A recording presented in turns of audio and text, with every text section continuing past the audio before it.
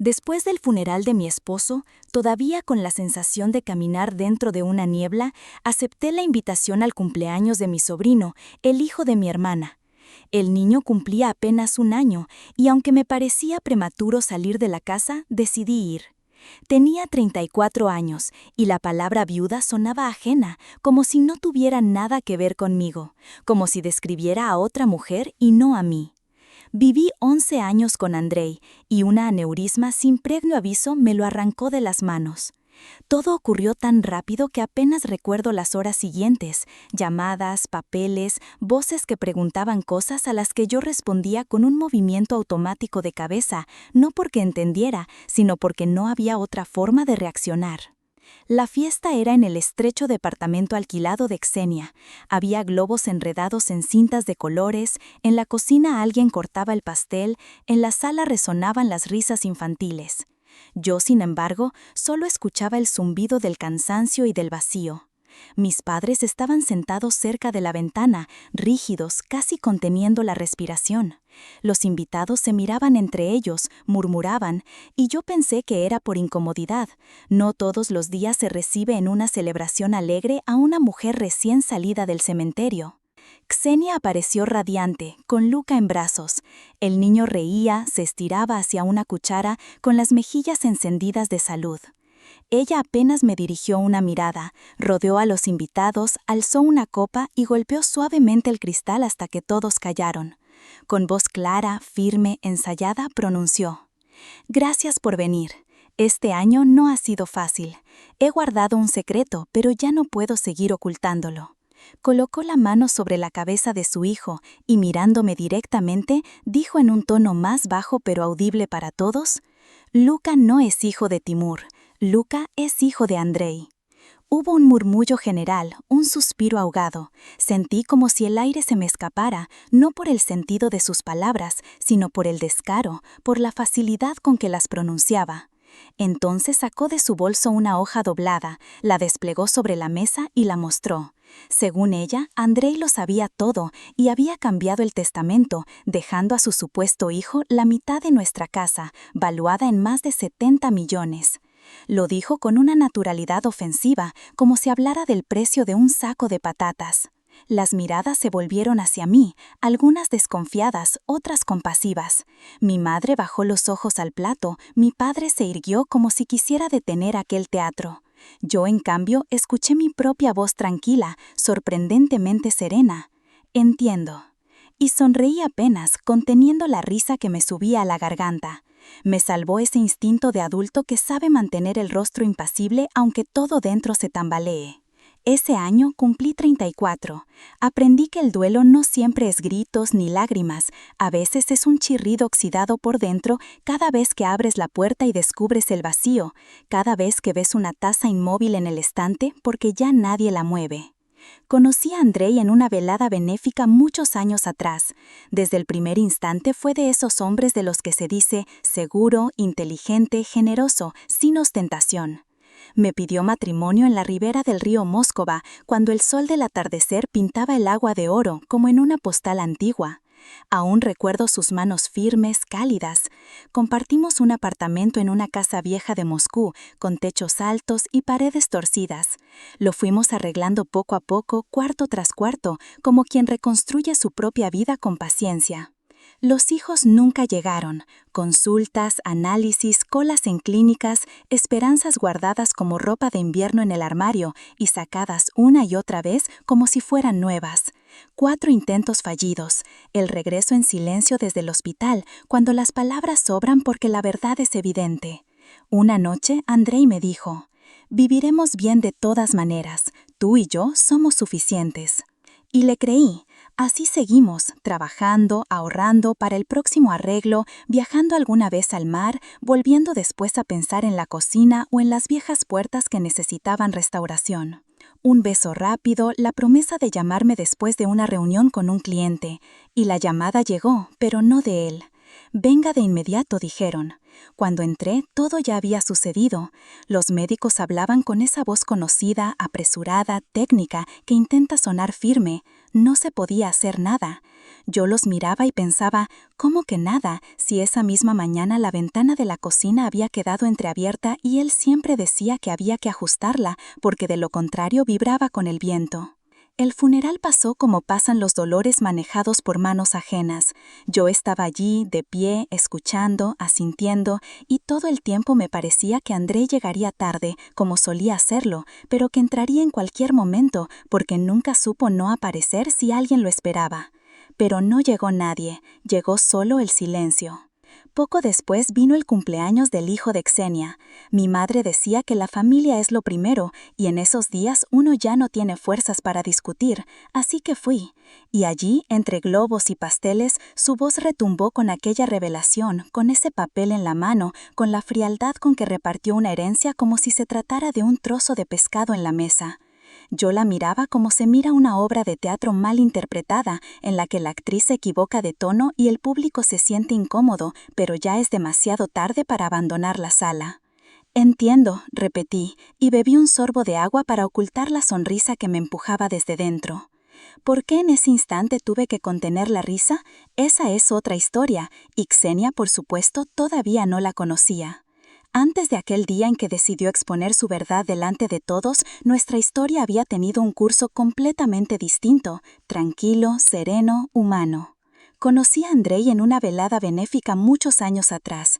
Niños, hospitales, una caja de donaciones junto a la entrada, mesas con lotes para subasta, cuadros, piezas de cerámica, incluso alguien había llevado viejos discos de vinilo de un baúl familiar. Yo ayudaba a los organizadores, acomodaba tarjetas, revisaba listas, enderezaba etiquetas, y no podía apartar la vista de una acuarela. Una Móscova crepuscular, la ribera iluminada, los reflejos cálidos en las ventanas. Nada extraordinario, pero me atrapaba. Andrei apareció en su zigzag así como alguien que sabe exactamente a qué vino. Saludó, sonrió, hizo un par de pujas y cuando la acuarela salió, subió la apuesta hasta que la sala se animó.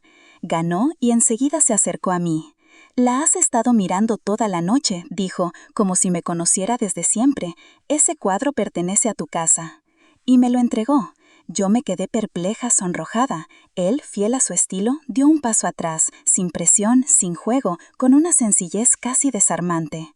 Al día siguiente ya estábamos sentados en un pequeño café cerca del metro, tomando té fuerte en vasos con portavasos de metal, hablando de lo que normalmente no se dice en una primera cita, de los miedos, de los planes, de cómo debería oler una cocina al anochecer, a pan recién horneado o a manzanas asadas. Él era abogado corporativo, inteligente pero sin arrogancia, de esos que recuerdan el nombre de los camareros y dan las gracias al portero por su trabajo. Tenía un don, sabía escuchar, y a su lado el ruido interno se apagaba, como después de una tormenta. 8 meses más tarde me pidió matrimonio en la ribera del Móscova. El agua corría debajo, el aire traía frescura del río, y sobre los techos se espesaba un ocaso parecido a aquella acuarela con la que todo había empezado. No pronunció largos discursos, sacó un anillo, tomó mi mano y de golpe pude ver con claridad nuestra vida futura. Los platos que elegiríamos juntos en el mercado, la llave que habría que arreglar cada primavera, las discusiones de qué cortinas eran más adecuadas para las ventanas antiguas. Nos casamos en una ceremonia íntima, solo con los más cercanos.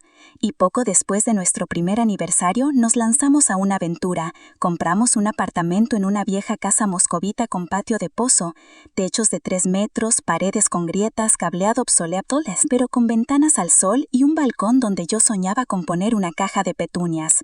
Era un esfuerzo enorme para nuestras finanzas, contábamos cada rublo, pero entonces a Andrei lo nombraron socio y a mí me empezaban a llegar clientes por recomendación. Decidimos arriesgarnos. Xenia siempre orbitaba cerca de nuestra vida, la menor, la brillante, la que hablaba sin filtros y actuaba igual. Mis padres la protegían, la rescataban de deudas, pedían paciencia y perdón para ella, porque todavía no encontraba su camino. Yo la entendía lo justo, pero mantenía la distancia. Con una hermana así, de otra manera ella termina ocupando tu vida como si fuera su propio patio trasero. Cuando nació Luca, yo misma le tejí una manta, punto a punto, cuadrado cálido para que durmiera en paz. Fui a la maternidad con flores y ese regalo. Lo sostuve en brazos, convencida de que mi papel sería claro, ser la tía disponible, la que cuida, la que ayuda con lo necesario. Andrei, en cambio, se mantuvo a un lado. Lo atribuía a nuestra historia de pérdidas. Nos dolía mirar a los hijos ajenos. Nadie más podía comprender esa punzada como nosotros. Y luego llegó aquel día. La bolsa de Andrei estaba junto a la puerta. Me dijo que le dolía la cabeza, algo leve, nada que pareciera un final. Veía allí una alfombra infantil a la sombra de la hiedra y unos pequeños botines junto a la puerta. Una imagen capaz de sostener a una mujer en los tiempos más duros. Nosotros caminábamos hacia esa imagen por el camino más sencillo: médicos, análisis, procedimientos. Esperanzas aplazadas una semana, un mes, hasta el próximo protocolo. 4 intentos de FIV. Y cada uno era como un peldaño de una escalera. Parecía que con un paso más llegaríamos al rellano, pero el rellano nunca aparecía. En el último regreso de la clínica viajamos en silencio. Yo miraba por la ventana, él me sujetaba la mano sobre el apoyabrazos. Ese contacto era como una bolsa de agua caliente en la espalda baja. No quita el dolor, pero te ayuda a soportarlo. En casa nos servimos una taza de té cada uno. Nos quedamos largo rato en la cocina y Andrei dijo, con voz firme, sin dramatismos: «Igual vamos a vivir bien, tú y yo ya somos suficientes». Y lo dijo de tal manera que yo le creí. Después todo se acomodó de verdad, sin alegrías fingidas. Trabajábamos y los fines de semana paseábamos por Bolotnaya. A veces viajábamos una semana al mar. Volvíamos y retomábamos la obra en nuestro piso. Cambiábamos el cableado, lijábamos los marcos, elegíamos la pintura no por moda, sino por la luz. Andrei me ayudaba con mis primeros proyectos independientes, llevaba muestras, me esperaba pacientemente en las mediciones y de vez en cuando proponía una solución que resultaba más simple y más barata. Yo me sorprendía de cuánto resuelve en la vida una cabeza serena. Él sabía ser un apoyo, sin ruido, sin exhibiciones, simplemente asumía lo que a mí me costaba esfuerzo y se apartaba cuando veía que yo ya podía sola. El piso poco a poco se convirtió en un hogar. Encontramos a un maestro que restauró con cuidado las viejas puertas. En la cocina pusimos una mesa ancha, la misma en la que más tarde se esperaría, se celebraría y se callaría. En el balcón florecieron las petunias y en la pared del salón ocupó su lugar la acuarela. Moscú al atardecer, la luz cálida, una barca a la orilla. Una imagen tranquila sobre la estabilidad del mundo cuando alguien enciende a tiempo una lámpara. ¿Y los hijos? Aprendimos a vivir sin esa palabra en la planificación diaria. Al principio dolía, luego simplemente se volvió neutro. Sin desesperación, sin compasión por nosotros mismos, solo una revisión cuidadosa de los planes. En lugar de un cuarto infantil, un despacho con estanterías. En vez de trineos en el trastero, maletas. «Mejor vamos en invierno a Yaroslavia», dijo. «Quiero ver la nieve en la ciudad antigua». Y así aprendimos a elegir alegrías a nuestra medida, no las que se miden con grandes acontecimientos, sino las que caben en una tetera, en unas sábanas recién lavadas, en una conversación en la cocina bajo el reloj. Kexia en esos años giraba a nuestro alrededor como siempre, a veces cerca, a veces desaparecida por meses, para volver con un suspiro, con una súplica, con promesas de empezar de nuevo. Nuestros padres la compadecían, yo intentaba mantenerla a distancia, para que ni ella ni su viento en la cabeza desordenaran el equilibrio que habíamos construido con tanto cuidado. Con Andrei no discutíamos sobre ella. En cada familia hay alguien a quien conviene mantener a un brazo de distancia, de lo contrario uno mismo no se sostiene.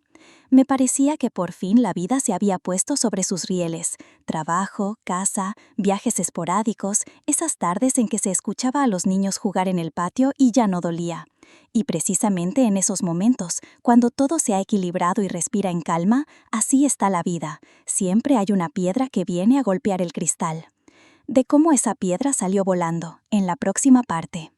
Kexia siempre vivió a corta distancia, se encendía rápido, se apagaba igual de rápido, prometía empezar el lunes y trasladaba ese lunes de mes en mes. Luego apareció Timur, trabajaba en un bar, tenía tatuajes de motos en los antebrazos y a nuestros padres les daba escalofríos, como si entrara una corriente de aire helado. Entre ellos había peleas por cualquier cosa y reconciliaciones apasionadas de esas que terminan con portazos y promesas ruidosas de que ahora sí todo será distinto. Yo me mantenía al margen, las pasiones ajenas son como una especia fuerte, basta un poco de más y toda la sopa amarga. Kexia anunció su embarazo en una cena familiar, ya a finales del otoño. Nada solemne, estábamos todos a la mesa, puré de patatas, el mantel favorito de mamá con bordados. De repente, lágrimas, labios temblorosos, manos temblando. Sus palabras sonaron como si ni ella misma pudiera creerlas, y a nosotros nos tocaba alegrarnos. Dentro de mí sentíme punzada, como duele una vieja cicatriz con el cambio de tiempo. No era envidia, no, era la memoria del cuerpo que también había soñado. Respiré hondo, dije, felicidades de corazón. Y decidí que iba a ser esa tía que ayuda sin demasiadas preguntas. Luca nació fuerte, cálido, con esa mirada asombrada de los recién nacidos, como si no esperara vernos a nosotros. Yo fui al hospital con flores y con la manta que había tejido por las noches, punto tras punto, pensamiento tras pensamiento, para que al pequeño le fuera blando y tranquilo. Kexia desde los primeros días llamaba a menudo. Llora sin parar, no alcanzo a nada. ¿Puedes quedarte tú esta noche?, me pidió. Yo me sentaba, lo mecía en brazos, le cantaba en voz baja viejas canciones de patio, ponía a hervir la tetera y me susurraba a mí misma, respira, Vera, todo pasará. Andrei trataba a su sobrino con calidez, pero se mantenía un poco al margen, sin imponerse, como si cuidara cierto orden silencioso que aún nos pertenecía. Entonces yo lo explicaba de una manera sencilla. Para los dos todavía era doloroso rozar el tema de la infancia, incluso si se trataba de ajenos satatitos sobre un aparador. Luego llegó esa mañana que cambió todo de lugar. Andrei se quejó, un gesto de molestia, la cabeza pesada, pero la reunión era importante, y sonrió como quien no está acostumbrado a lamentarse. Le alcancé una bufanda, acordamos llamarnos después de comer, y el teléfono sonó con una voz ajena. Después todo fue como un pasillo de policlínica, gente en batas idénticas, frases cortas que no abrigan y un silencio cayendo sobre los hombros como un abrigo demasiado pesado. Cuando volví a casa, en la pileta de la cocina había una taza de porcelana fina. En el fondo brillaba el resto de una mañana incompleta, y aquello fue lo único real de ese día. El funerario y el velorio parecieron transcurrir por cuenta de otra persona. Asentía, organizaba, aceptaba la repostería fúnebre y todo el tiempo me sorprendía escuchando por si acaso volvía a sonar aquella puerta familiar. Kexia en esos días apenas enviaba mensajes, una fiebre de Luca, una niñera que se negó en el último momento. A la despedida llegó un rato corto, como una visita que ya tiene el taxi esperando en la puerta. No le dije nada. A veces el silencio es la única cortesía que te queda. La semana después del entierro se estiró espesa como gelatina fría. Mamá llamaba a diario, no tanto para conversar como para recordarme que había que seguir viviendo. Y entonces resultó que era el primer cumpleaños de Luca. Yo me habría escondido bajo las mantas hasta la primavera, pero mamá dijo su frase de siempre, la familia es importante. A Andrei le habría gustado que fueras. Así que me levanté, lavé las tazas, envolví un regalo y fui. La casa de Kexia, alquilada en las afueras, donde los porteros conocen las caras de todos. Adentro, globos y carteles de feliz cumpleaños. En la cocina olía a crema dulce y a café. En la sala se reían los niños. Los adultos susurraban, como si yo hubiera traído conmigo el aire frío del invierno. Papá, al verme, se animó. Mamá retorcía la servilleta, incapaz de levantar los ojos. Yo pensaba en lo extraño que es estar en una fiesta cuando tu calendario interior tiene otras fechas. Kexia apareció arreglada, con un brillo en el rostro que parecía más luz de escenario que alegría viva. Tocó el vaso con la cucharita y pidió silencio. Y por su suspiro ya entendí que lo que venía no sería sobre velas ni sobre el niño. En su bolso guardaba un pliego doblado, y supe que por ese papel pronto me tocaría contener la risa hasta que se me acalambraran las mejillas. Ella habló segura, como si estuviera en un escenario y no en un piso de alquiler. Agradeció la fiesta, suspiró por un año difícil, puso la mano sobre la cabeza de Luca. Lo he ocultado, dijo, pero ya no puedo más. Luca no es hijo de Timur, Luca es hijo de Andrei. El aire de la habitación se apagó, una taza tintineó contra el platillo. Papá se irguió, mamá fijó los ojos en la servilleta como si pudiera hundirse en su bordado. Kexia no se detuvo, sacó el papel de su bolso, lo extendió sobre la mesa, se inclinó hacia adelante. Andrei lo sabía todo, cambió el testamento. La mitad de su casa corresponde a mi hijo, por derecho. Lo dijo seca, como quien lee la suma en una factura. Algunos se acercaron, cuchicheando. Yo la miraba y no pensaba en las palabras, sino en lo bien que manejaba las pausas y la mirada. Aquello estaba ensayado. ¿Puedo?, pregunté tranquila, extendiendo la mano hacia el papel. Un leve temblor la recorrió, esperaba gritos y en cambio recibió cortesía.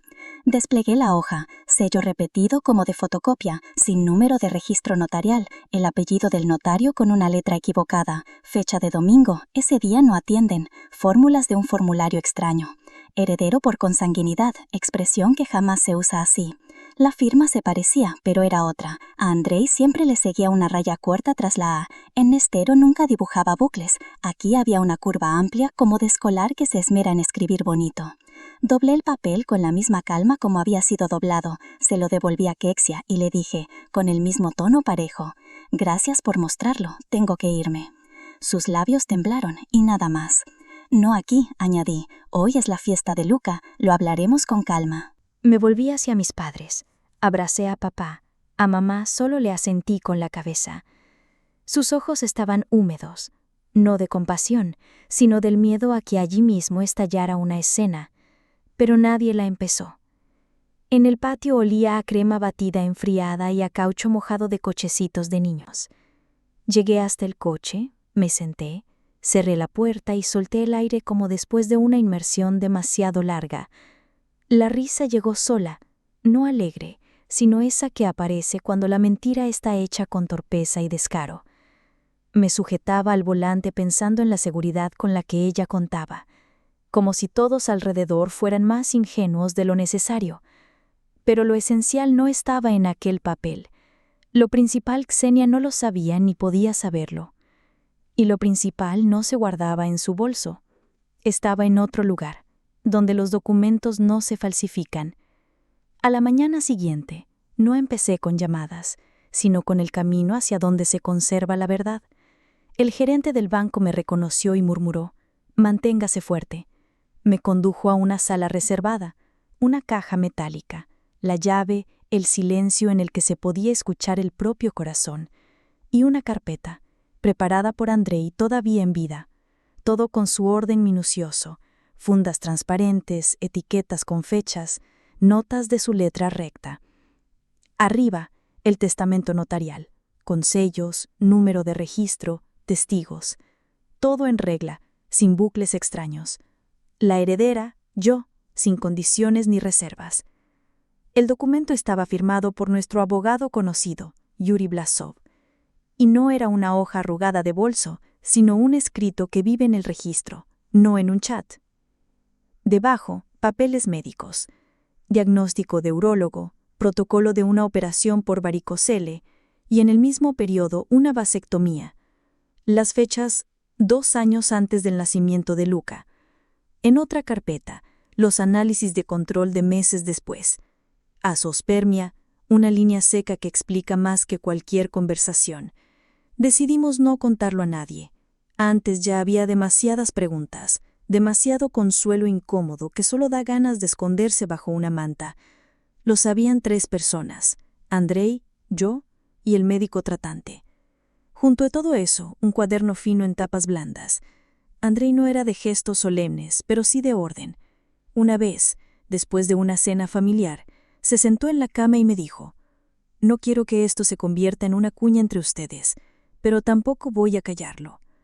Ese día, mientras yo estaba en una larga llamada de trabajo, Ksenia se arrimó a él más de lo debido, con bromas insinuantes, una mano sobre la manga. Él se apartó. Luego me lo contó por primera vez, y decidimos no exagerar, culpar al vino y a su costumbre de sobrepasar los límites ajenos. No lo amplificamos, pero tampoco lo olvidamos. Un par de semanas más tarde trajo ese cuaderno. Iré anotando lo que me parezca extraño, no porque busque drama, sino para que no nos tomen por locos si un día pasa algo.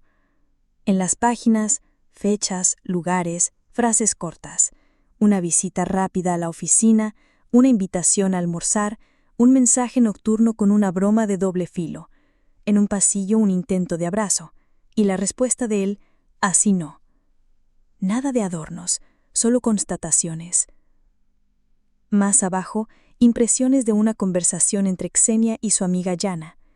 Y fue entonces cuando vi con mis propios ojos lo fácil que se teclean palabras ajenas cuando no están dirigidas a ti. Si se juega bien, la mitad se puede conseguir. Un amigo hará la firma igual que en la vida. Ella de todas formas nada en oro, compartirá. Frases que secan la garganta de golpe. En la carpeta también estaba una carta de Blasov. Confirmo que el testamento fue redactado conmigo, copia en resguardo, el original en poder del cliente. Puedo certificar la legalidad y la fecha. Yuri era de los que hablan poco y sereno, y si hablaba, era palabra segura. Al fondo, un sobre con mi apellido, la letra de Andrei, recta, sin adornos. Lo tuve largo rato entre las manos, como se sostiene una taza de té caliente, buscando calor, evitando la quemadura. Lo abrí. Mi Vera, si estás leyendo estas líneas, significa que ocurrió lo que más temía. Yo hubiera preferido vivir a tu lado 100 años y resolver personalmente cada capricho de Xenia, pero la vida nunca pide permiso. Aquí está todo lo necesario para que no te hagan daño. Por favor, no dejes que nadie confunda tu suavidad con debilidad. Te amo, Andrei. Nada más. Como vivió, así escribió. Doblé la carta y me quedé más tiempo de lo habitual mirando al vacío, hasta que los temblores se calmaron.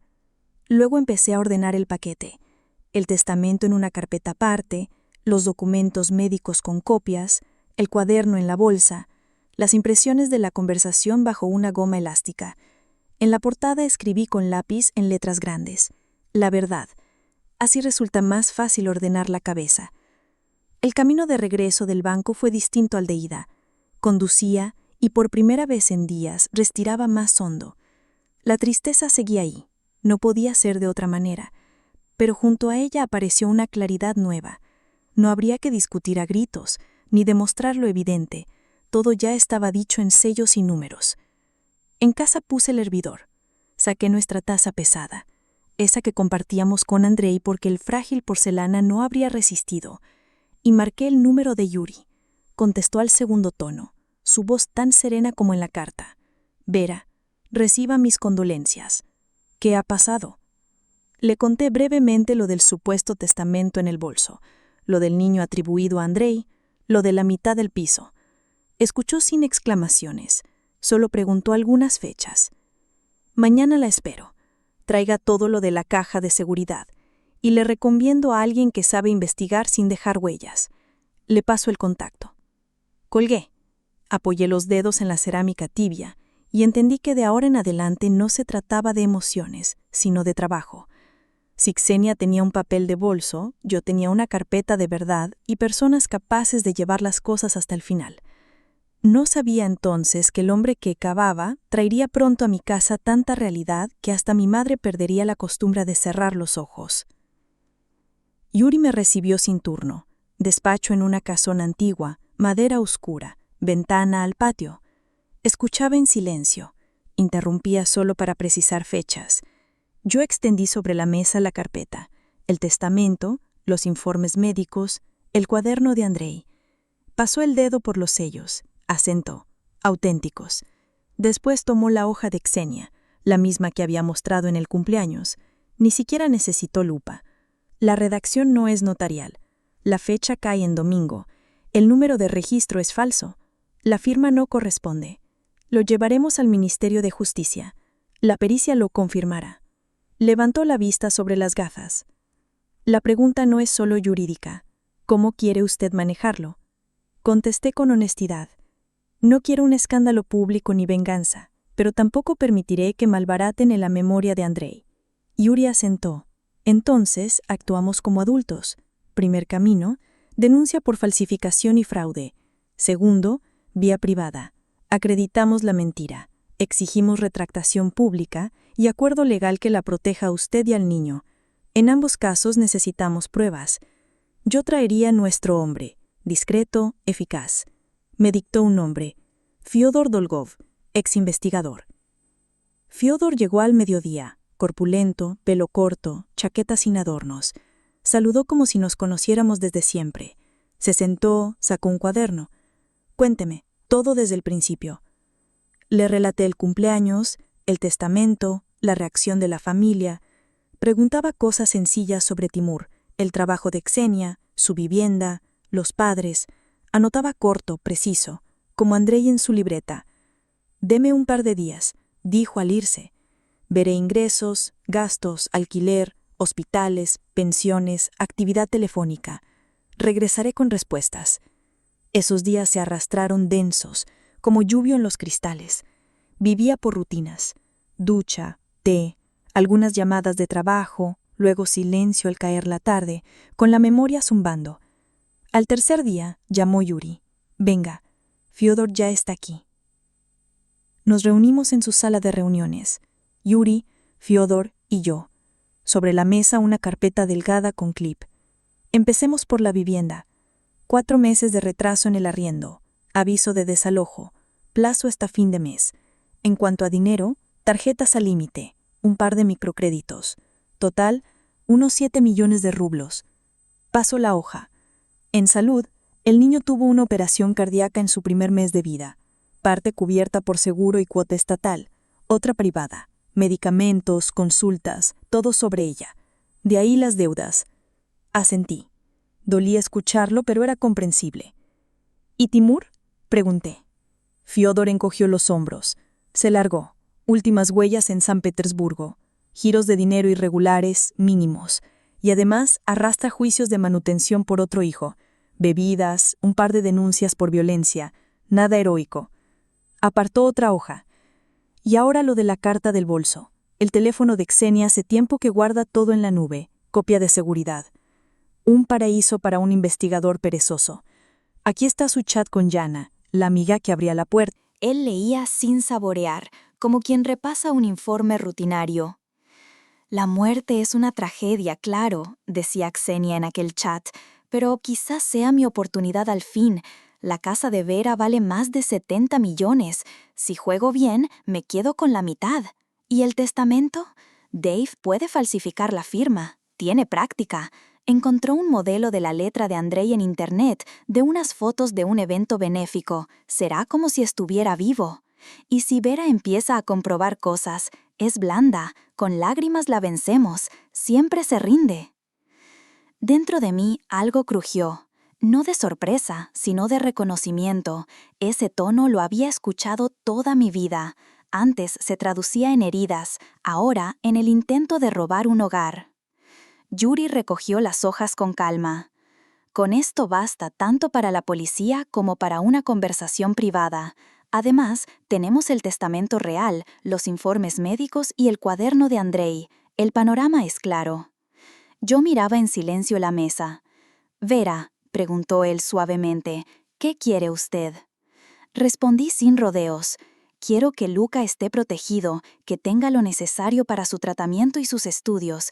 Quiero que Xenia deje de destruir y que el nombre de Andrei no sea arrastrado por el barro». Yuri asintió. «Entonces así será. Preparamos un acuerdo, una cuenta a nombre de Luca, destinada solo a medicina y educación, con doble firma, la suya y la mía. Retractación pública de la mentira, disculpas escritas y compromisos claros de parte de Xenia, terapia, disciplina financiera, trabajo. Si incumple, llevamos este paquete a la fiscalía». Fiodor añadió, «y restringir legalmente el acceso de ese tal Timur al niño, vía tutela. Con médicos y papeles lo logramos». Asentí. Dentro de mí se hizo un silencio nuevo. No era alegría, era certeza. «Solo una condición», dije, «no habrá escenas ruidosas. Hablaré con Xenia en mi casa, con grabación pero de frente, avisando». Yuri sonrió apenas. «Así mejor, yo le consigo un buen grabador». Esa noche, sentada en la cocina con la taza pesada de siempre, miraba largamente la acuarela sobre la mesa. Asombroso cómo la lámpara mantenía la luz sobre el cuadro, aun cuando en la vida todo parecía oscuro. Tomé el teléfono y marqué. «Xenia, tenemos que hablar», dije tranquila. «Mañana a las 2, en mi casa». Guardó silencio unos segundos. Escuché en la línea esa respiración suya, casi teatral. «Iré». Colgué. Probé el grabador y me sorprendí del silencio repentino en la casa. Era el mismo aire espeso que precede a una tormenta, cuando sabes que el rayo está a punto de caer. A las 2 en punto sonó el timbre. Abrí la puerta, Ksenia, impecable, el rostro listo para representar cualquier papel. La conduje al salón, 2 sillas frente a frente, una mesita con vasos de agua, la carpeta, el grabador. «Quiero registrar nuestra conversación», le dije, «con tu consentimiento, para que luego no haya dudas». Asintió con ligereza. «Graba, no tengo nada que ocultar». Encendí el aparato, mencioné fecha y hora, pedí su confirmación. «Sí», respondió. Dejé el grabador a un lado. «Cuéntame cómo lo ves tú», le propuse, sin teatro. Ksenia suspiró, miró su propia palma y empezó. Que con Andrei todo había comenzado 2 años atrás, que se habían visto en un hotel varias veces, que él se quejaba de nuestro matrimonio, que sufría, que Luca venía de esos encuentros. Sus palabras sonaban seguras, pero eran arena, se deshacían con solo tocarlas. «¿Dónde?», pregunté. «Hotel Metropol», respondió al instante, «pisos altos, número tal». «¿Y recuerdas qué pedían a la habitación?» «Pues ensaladas, pizzas, lo normal». «¿Y en qué días se veían?», continué. «Yo recuerdo la agenda de Andrei. Depende, martes, jueves». La voz le tembló.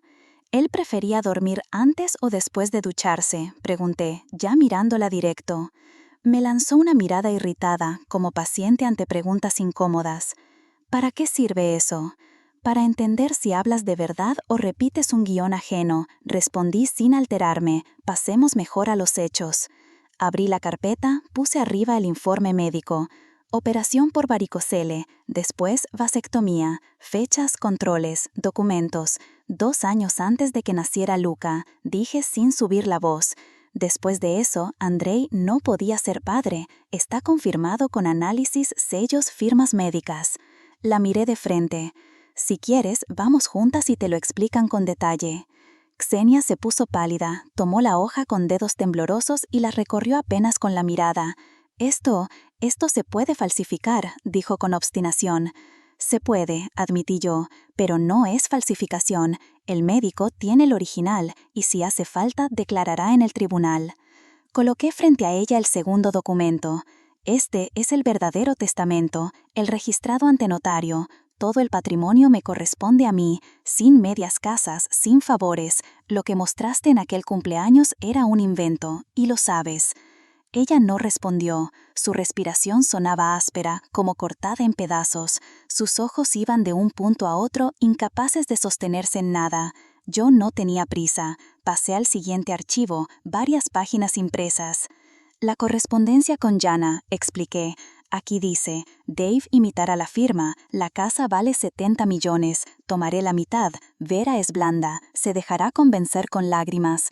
Levanté los ojos hacia ella. «¿Te resulta familiar?» Ksenia cerró los párpados un instante, y yo tuve que contener el temblor en mi voz. «Y aquí», proseguí, «está el diario de Andrei, con fechas precisas, con lugares, tus intentos de acercarte a él, anotados no para dramatizar, sino para que nadie se sorprenda cuando vengas a representar tu teatro».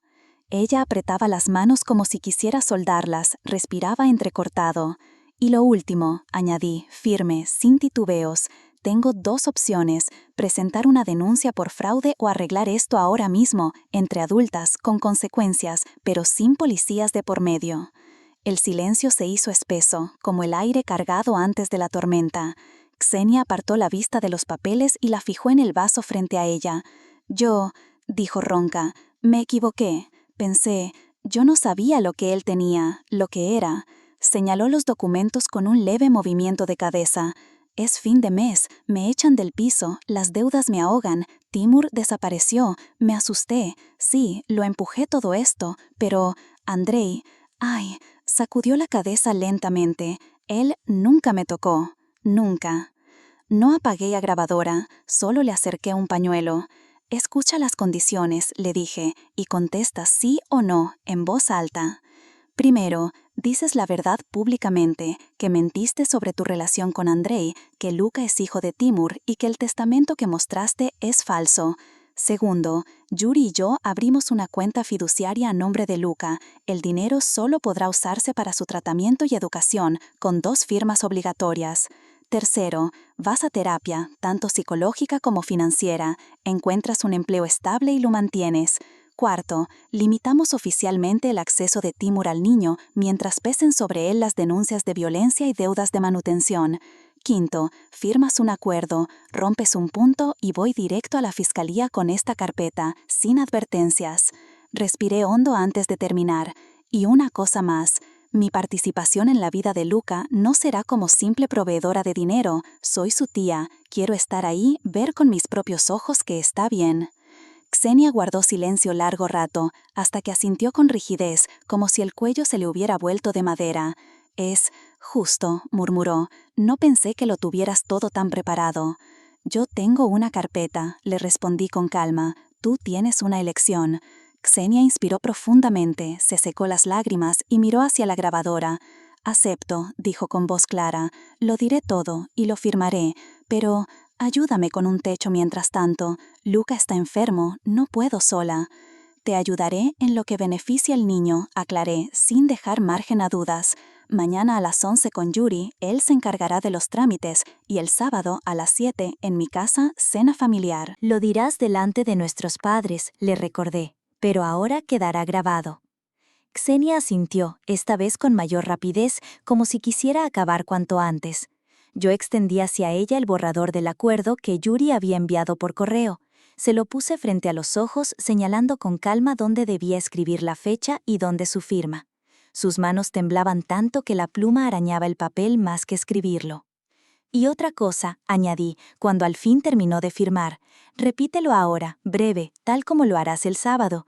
Así no habrá dudas después de que me expresé mal o no era lo que quise decir». Ksenia enderezó la espalda, me miró un segundo, luego miró la carpeta, la grabadora. En ese instante, un clic metálico sonó en la entrada. Una llave giraba en una cerradura. No era la mía. Era la puerta del vecino, que se cerró de golpe, devolviendo el silencio. Un silencio denso, intacto, como si nada hubiera ocurrido. Ella seguía frente a mí, aferrando el vaso con ambas manos, como si el cristal pudiera contener el temblor de su cuerpo. «Ahora, como ante nuestros padres», insistí, señalando la grabadora. Ksenia levantó la vista, pero no hacia mí, sino hacia un punto vacío en el aire, y pronunció: «Mentí. Nunca tuve una relación con Andrei. Luca es hijo de Timur. El testamento lo falsifiqué yo. Me avergüenzo». Asentí. Con eso bastaba. Nos despedimos, dejando todo listo para el encuentro del día siguiente con Yuri y la cena del sábado. En la oficina de Yuri todo se resolvió sin rodeos. Él leyó en voz alta el borrador del acuerdo y solo corregimos pequeños detalles. La cuenta fiduciaria a nombre de Luca quedaba destinada exclusivamente a gastos médicos, medicamentos, estudios clínicos y, más adelante, educación. Cualquier movimiento requería 2 firmas, la suya y la mía. Ksenia se comprometía a una retracción pública, clara y sin ambigüedades, a asistir a terapia psicológica al menos una vez por semana, a mantener disciplina financiera, nada de créditos rápidos ni adelantos de sueldo, a conseguir un empleo estable y conservarlo. Sobre Timur, el acuerdo incluía una declaración formal a la tutela de menores, acompañada de informes médicos y antecedentes de violencia. Hasta nueva resolución, no tendría derecho a pasar tiempo a solas con el niño. La advertencia era simple: incumplía un punto y la carpeta entera iría a parar a la policía. Ksenia escuchaba como una alumna a la que acaban de sorprender copiando en un examen, y al final firmó. La rúbrica le salió trémula, pero era suya. El sábado movimos la mesa del salón, pusimos los platos. Mamá había traído su lasaña, ese plato con el que llevaba años intentando remendar las grietas familiares. Los padres llegaron antes de la hora. Les expliqué lo de la grabación para evitar futuras discusiones. Papá sintió en silencio, mamá frunció el ceño, pero no dijo nada. Cuando todos nos sentamos, yo simplemente indiqué: «Ksenia, por favor». Ella se puso de pie, miró primero el mantel, después a nosotros, y repitió lo mismo que en mi casa, lo mismo que quedó registrado en la grabadora. Sin adornos, sin teatro. Mentí. No hubo relación con Andrei. Luca es hijo de Timur. El testamento lo fabriqué yo, y lo lamento. Papá palideció, apretó las manos como si quisiera partir la mesa. Mamá hizo una demanda a abrazarla, pero enseguida bajó los brazos. Comprendió, quizá por primera vez, que un abrazo no cubre todas las heridas. «¿Por qué?», preguntó papá con voz ronca. «¿Cómo pudiste, a tu propia hermana?». Tenía miedo, respondió Xenia, con la voz apagada. Creí que podría salirme con la mía, como siempre, pero no esta vez. Mamá suspiró, con ese suspiro automático que solía cerrar discusiones. Al fin y al cabo, somos familia. Pero yo no le permití envolverlo todo en esa dulzura viscosa. La familia no significa ausencia de consecuencias, dije con firmeza. Ayudaré a Luca y estaré a su lado en lo que de verdad le sirva, pero lo demás cada uno lo enfrenta. Pero los límites se mantendrán. Se acabaron los sálvame ahora mismo y después vemos, no más. Esta vez cada cosa tendrá su tiempo y su responsabilidad. Papá asintió despacio, como quien de pronto descubre que no solo la hija menor merece ser escuchada, sino también la mayor. Mamá, en cambio, clavó los ojos en la lasaña y fue bordeando sus esquinas con el tenedor, fingiendo interés en la comida para no mirarnos. Hablamos de lo necesario, sin adornos, la cuenta de Luca, la terapia, el trabajo, la custodia. Frente a Timur, todo resultó seco pero sincero. Al despedirnos, papá me abrazó fuerte y en voz baja me dijo, «Estoy orgulloso». Mamá también me abrazó, aunque en su mirada había una tristeza antigua. No se despedía de mí, sino de la imagen idealizada de una familia perfecta y sin grietas. Xenia se quedó atrás, en el pasillo, dudando junto a la puerta. Yo, de verdad, se interrumpió. He hecho tonterías demasiados años, pero intentaré cambiar, cumpliré lo acordado. Hazlo, le respondí. Ahora las palabras no valen, que hablen tus actos. Un año después salí al patio donde la última primavera Andrei había plantado bulbos. La tierra ya estaba tibia y los primeros tulipanes amarillos asomaban como pequeños gramófonos en busca de luz. Andrei ya no estaba y esa simpleza todavía me apretaba el pecho, pero las flores sí, y cumplían su calendario. Ahí, en esa continuidad, había consuelo para quienes quedamos. En ese año muchas piezas encontraron su lugar. La cuenta de Luca funciona sin tropiezos. Medicamentos, exámenes, consultas, todo se cubre con precisión. Los médicos dicen que su corazón responde bien, aunque exige vigilancia. Lo llevo al parque y aprendió a reírse con un resoplido cuando ve las palomas. Cada risa así cubre mi tristeza con una película transparente, delgada pero suficiente para respirar. Contra todo pronóstico, Xenia mantiene el plan. Encontró trabajo como administrador en una clínica dental, horario estable, sueldo claro, un equipo sin dramas. Sigue yendo al psicólogo, ya no por obligación, sino porque lo necesita. A veces me cuenta que por primera vez entendió cuánto tiempo vivió con fuegos artificiales prestados, vidas ajenas, destellos breves que se consumían rápido. Entre nosotras hay apenas la distancia de un brazo, ni amigas y enemigas. Es más honesto que fingir. Mis padres también se adaptaron a las nuevas reglas. Papá me llama no solo con su habitual «¿Cómo estás?», sino también para ofrecer ayuda concreta. Mamá aprendió a decir no a la menor, sin ese suspiro resignado que antes borraba cualquier responsabilidad. Yo encontré apoyo en lo más sencillo, no en ser la mujer fuerte que otros admiran, sino en un círculo de apoyo en la parroquia del barrio, donde nadie interroga ni interrumpe el dolor ajeno. En el fondo que lleva el nombre de Andrei, donde con Yuri lanzamos becas para estudiantes de derecho de familias humildes que sueñan con ejercer la abogacía de manera honesta. En los amigos que saben venir y callar, no con vacío, sino con presencia. A veces me encuentro con Mijail, profesor de ética, que se me acercó una vez en un acto del fondo. No trajo flores, sino una lámpara de mesa pequeña, para que en la oficina no se cansen tanto los ojos. Caminamos por museos, discutimos libros, tomamos té, sin promesas. Yo sigo durmiendo en mi mitad de la cama, y no es soledad, es un orden donde sé por qué me levanto cada mañana, incluso si amanece en silencio. Si esta historia tiene una moral, no es la del bien triunfando sobre el mal. El bien no vence, simplemente cumple su tarea, paso a paso, sin ruido. Los documentos y los límites también son una forma de bondad, hacia uno mismo y hacia quienes amas.